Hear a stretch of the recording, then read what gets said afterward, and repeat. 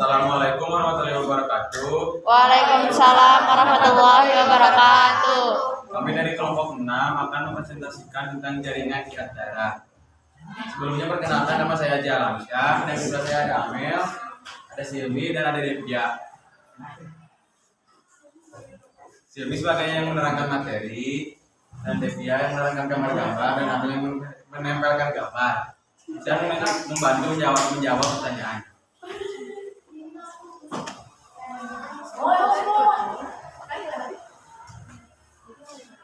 Oke, di sini saya sebagai pemateri akan menjelaskan tentang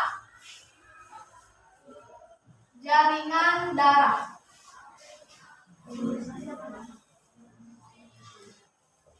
Nah, di semester ini kita sedang membahas tentang jaringan hewan. Jaringan hewan ini kan terbagi menjadi beberapa bagian ya. Yang salah satunya adalah jaringan ikat. Nah, jaringan ikat ini dibagi lagi menjadi dua. Ada jaringan ikat khusus dan sederhana. Nah, di khusus ini dibagi lagi menjadi beberapa bagian. Yang salah satunya adalah jaringan darah. Nah, setelah dijelaskan barusan, ketangkap nggak apa sih definisi dari jaringan darah? Enggak. Nah, jadi jaringan darah adalah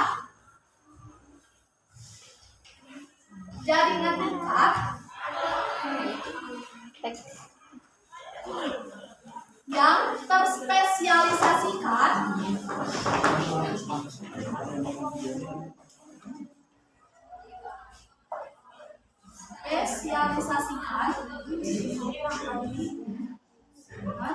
sebagai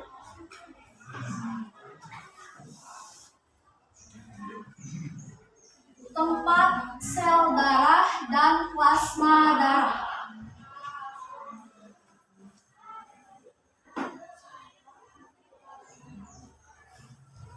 Nah, jadi yang harus kalian ingat dari jaringan darah ini itu adalah jaringan ikat yang terspesialisasikan. Karena jaringan darah terdapat pada jaringan ikat yang khusus sebagai tempat sel darah dan plasma darah.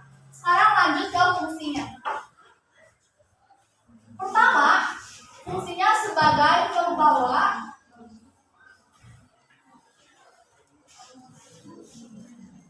hormon, enzim, sisa-sisa makanan, dan sari-sari metabolisme. Metabolisme juga sebagai mencegah infeksi dan memerangi kuman. Jadi jaringan darah memiliki fungsi sebagai pembawa hormon, enzim, sisa-sisa makanan, dan sari-sari metabolisme, juga dapat mencegah infeksi dan memerangi kuman. Nah, supaya kita lebih mengingat lagi fungsinya, kita harus tahu siapa sih yang menjalankan fungsi-fungsi ini. Nah, maka dari itu kita akan menjelaskan siapa yang menjalankan tugas fungsi-fungsi ini. Kembali lagi kepada definisi. Jaringan darah adalah jaringan ikat yang terspesialisasikan sebagai tempat sel darah dan plasma darah. Maka yang menjalankan tugas itu adalah sel darah dan plasma darah. Nah, di sini kita akan menjelaskan satu-satu. Yang pertama adalah plasma darah. Yang harus kalian ingat, plasma darah adalah cairan yang memiliki ciri-ciri diantaranya berwarna kuning.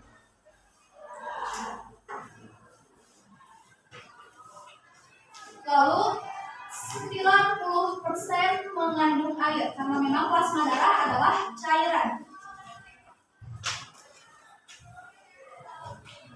Lalu kalau misalkan 90% mengandung air, lalu yang 10%-nya apa? Nah, yang 10%-nya itu adalah ini, yaitu hormon, enzim, sisa-sisa makanan, dan sari-sari metabolisme. Maka sudah terjawab satu nih. Oh, berarti yang menjalankan tugas sebagai pembawa hormon, enzim, dan sisa-sisa makanan dan sari-sari metabolisme adalah plasma darah. Karena dalam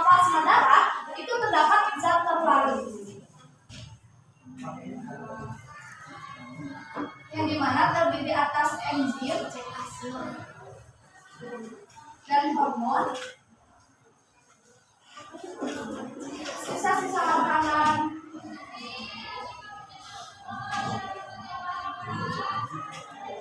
dan sari-sari metabolis.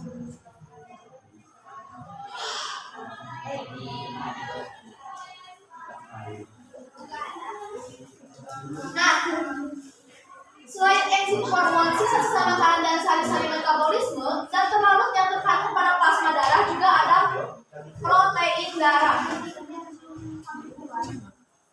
Protein darah. Ini masih termasuk pada zat terlarut yang terkandung pada plasma darah. Protein darah ini itu dibagi lagi menjadi 3 bagian.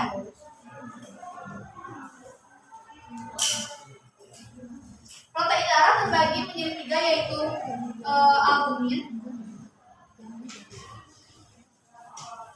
sebagai tekanan osmotik,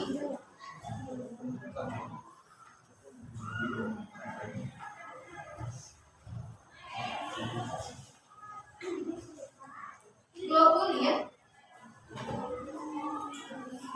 sebagai bentuk antibodi,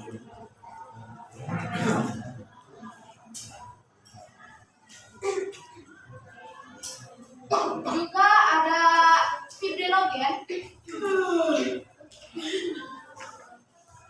sebagai pembeku darah.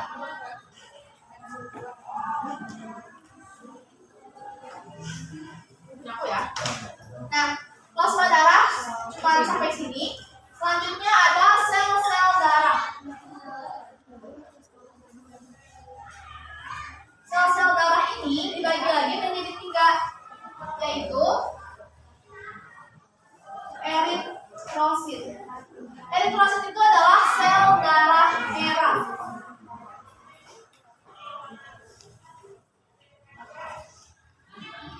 Sel darah merah yang pastinya memiliki ciri-ciri berwarna merah.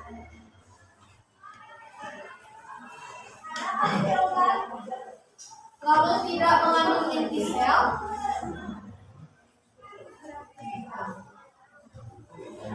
mengandung hemoglobin, dan berfungsi sebagai pengikat O2 dan CO2.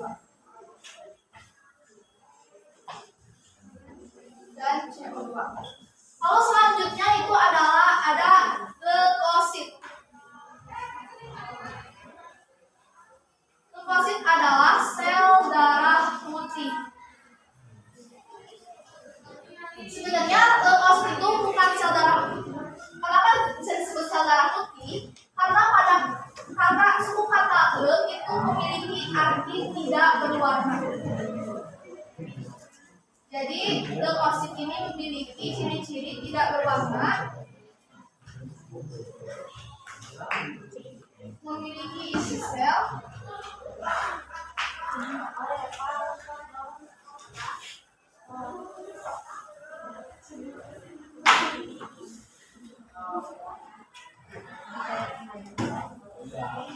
terdapat tipis sel, dan sebagai pemakan kuman.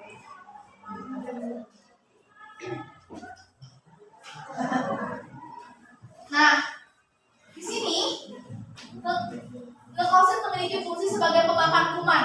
Maka sudah terjawab salah satu fungsi di sini, yaitu adalah memerangi kuman. Berarti yang memerangi kuman itu dikerjakan oleh leukosit. Kebayang kan? Ya. Terus untuk leukosit ini dibagi lagi menjadi 2, namun akan dijelaskan oleh Devia karena harus pengenalan. Terus yang ketiga itu adalah trombosit. Trombosit ini adalah keping darah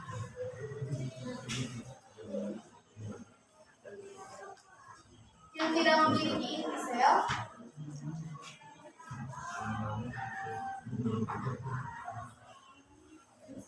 dan berfungsi sebagai pembeku darah.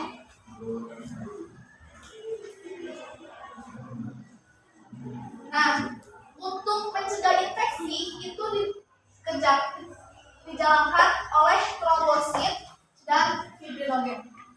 Sekian yang akan dijelaskan gambar-gambarnya oleh Ditya.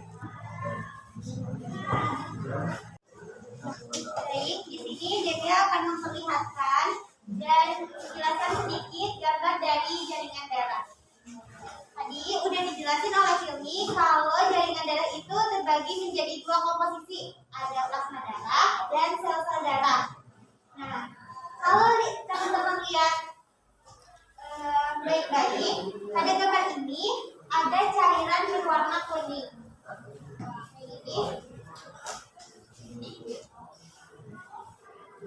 Ini merupakan plasma darah.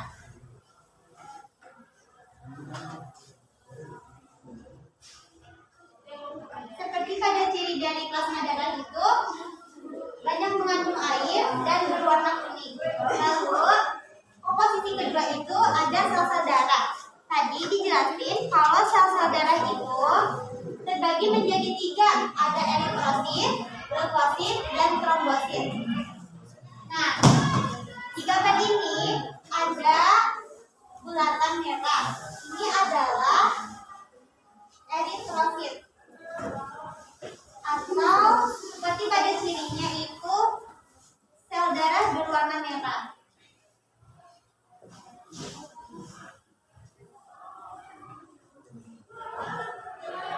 Lalu gambar selanjutnya itu ada gambar bulatan putih. Ini adalah leukosit.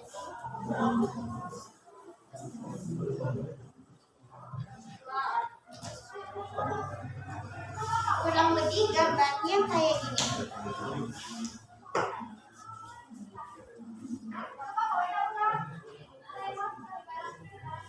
Leukosit itu memiliki dua macam loh, ada granula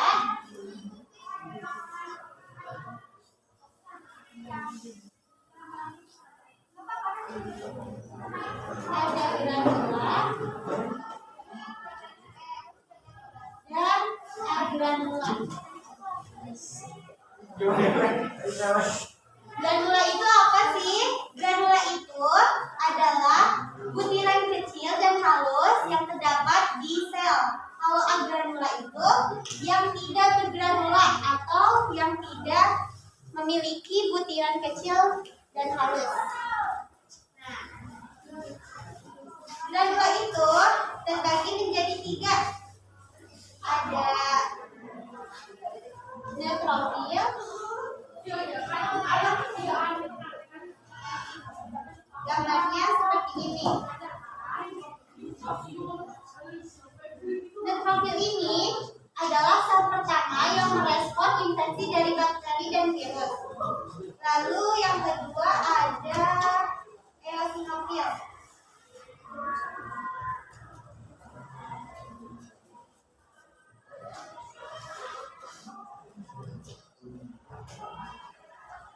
Yang ketiga ada basofil.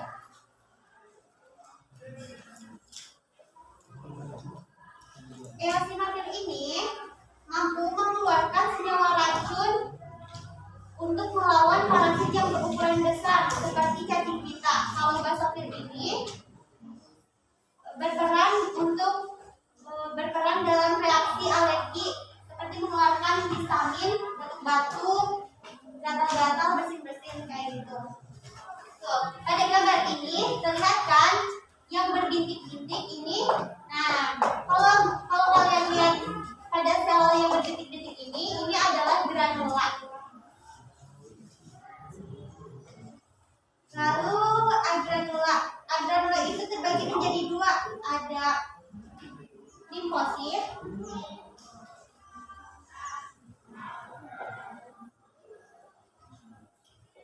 ada monosit.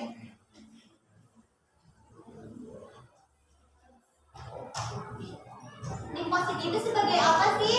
Limfosit itu sebagai antibodi. Nah, kalau monosit itu antibodi yang ada pada limfosit itu menempel di bakteri virus sehingga dapat melawan virus itu. Nah, lalu yang terakhir di sini ada gambar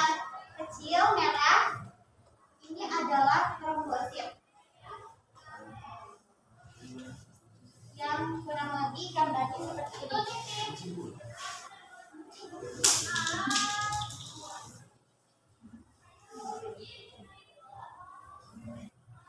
Trombosit itu adalah keping darah yang berwarna merah. Nah, sekian penjelasan dari Devia. Bila ada yang ditanyakan, boleh silakan. Ya. Sob, jangan mau tanya. Kelompok 1. Kelompok 1 dulu lah. Kelompok 8. Kelompok 3. Ini kelompok 1. Kenapa komponen sel darah merah dan trombosit itu termasuk kecil dibandingkan dengan komponen sel-sel darah yang Boleh lain? agak besar nggak?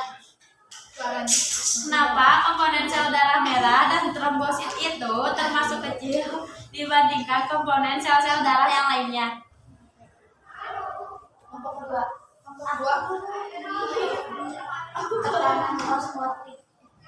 Osmotik itu apa?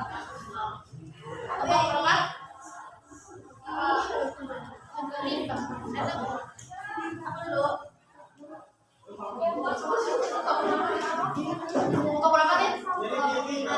Apa hubungan antara fibrinogen dan trombosit yang fungsinya sama-sama pembekuan darah?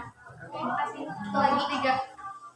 Kenapa sel darah merah itu berfungsi sebagai pengikat oksigen dan karbon dioksida? Kan dijawab nanti kata. Jawab boleh namanya.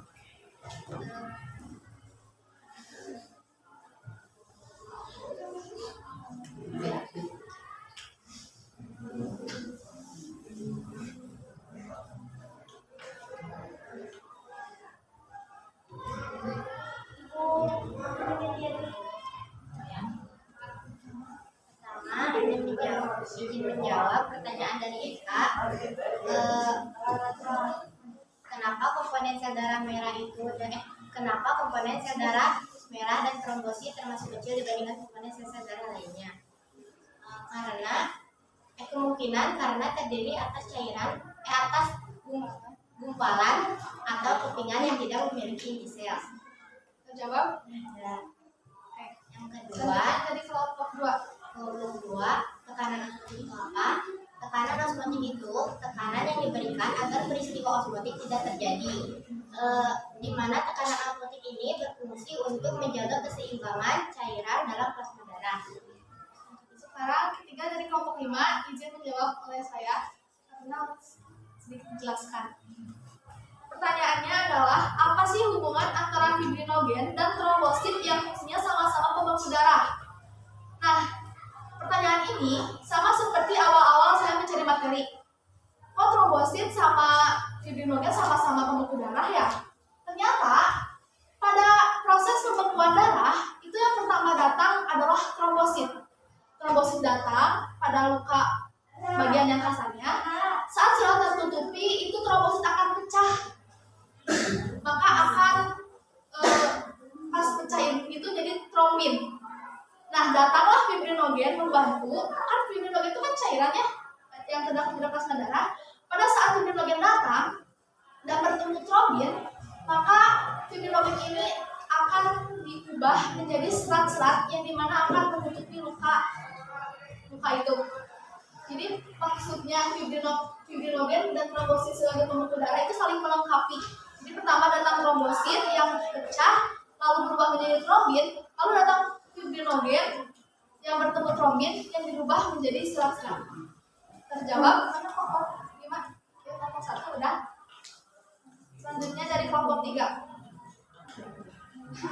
Kenapa sel darah merah itu berfungsi sebagai pengikat oksigen dan karbon dioksida? Karena penyusun jaringan darah terdiri atas plasma darah dan sel darah. Dalam sel darah terdapat sel darah merah yang berfungsi sebagai pengikat oksigen dan karbon dioksida. Jawab. Selanjutnya dari kelompok berapa? Kelompok berapa itu? Kelompok 7. Pertanyaannya? Kenapa plasma darah itu berwarna kuning? Kenapa nggak warna merah? Oke, terima kasih. Selanjutnya kelompok berapa? 9. Pertanyaannya? Proses glukosid dalam pemakanan itu maksudnya gimana? Ya, proses leukosit dalam pemakanan kuman itu maksudnya gimana? Itu tuh kelompok 9. Selanjutnya,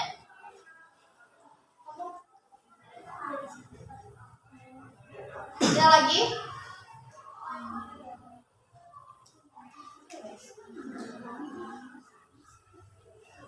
Gak ada yang mau nanya lagi? Kelompok berapa?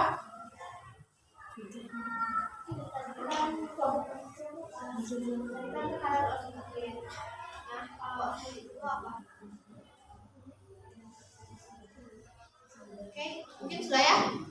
Itu akan dijawab. Nomor 7 akan dijawab lagi ya. Jadi ditanyakan kenapa sih plasma darah itu berwarna kuning, kenapa nggak berwarna merah? Karena emang diketahui itu plasma darah itu berwarna kuning. Nah, plasma darah itu di dalamnya mengandung hormon, protein, garam, sehingga plasma darah itu berwarna kuning bukan berwarna merah. Selanjutnya dari kelompok 9. Yang pressure positif dalam pemakanan kuman itu, fungsi dari leukosit itu untuk membantu tubuh melawan infeksi dan beberapa penyakit. Jadi kenapa leukosit itu bisa memakan kuman? Karena dari fungsi leukosit itu sendiri untuk melawan infeksi dan beberapa penyakit. Nah, jadi biasanya kondisi tersebut di mana leukosit ini bisa memakan penyakit karena terjadi ketika jumlah sel darah putih dan sel darah lebih tinggi dari biasanya. Terus yang Kelompok 4. osmotik itu osmosis. Waktu itu pernah dijelasin nih sama ibu kalau osmosis itu adalah jatuh larut dari enzim terbuka.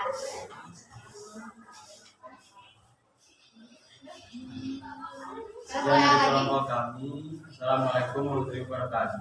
Waalaikumsalam warahmatullahi wabarakatuh. Aku kesimpulannya ketinggalan. Untuk kesimpulan itu jaringan darah. Jaringan darah adalah jaringan ikatan yang diorganisasikan sebagai kemasan darah dan plasma darah. Plasma darah umumnya berwarna kuning, 90% mengandung air dan sebagai zat pelarut. Fungsi jaringan darah yang pertama yaitu sebagai zat pengangkut, yang kedua mengurangi kuman dan mencegah infeksi. Sel darah dibagi menjadi 3. Yang pertama eritrosit, kedua leukosit, yang ketiga trombosit. Ya, dari kami, mohon maaf apabila ada kesalahan. Assalamualaikum warahmatullahi wabarakatuh. Waalaikumsalam warahmatullahi wabarakatuh.